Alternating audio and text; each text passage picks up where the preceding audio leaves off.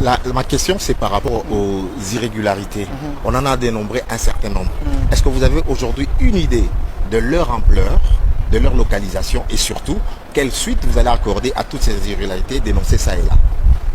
Vous savez, ces irrégularités, il faut commencer d'abord par sympathiser avec la CENI. Parce qu'il y a des gens qui ne comprennent pas que ces choses-là ont été faites contre la CENI.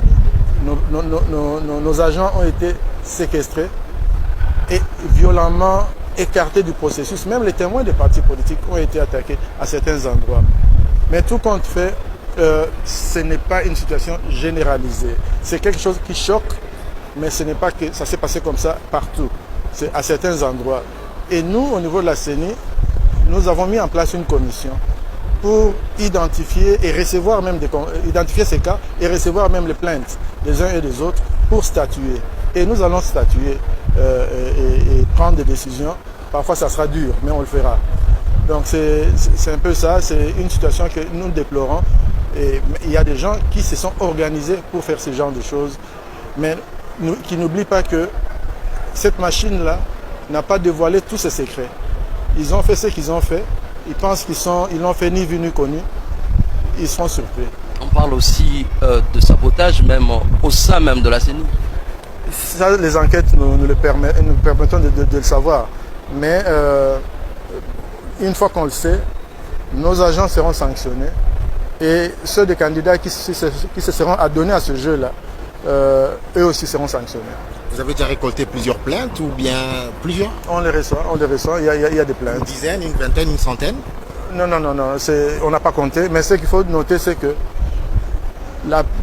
bon nombre de ces plaintes, nous les avons reçues de nos agents.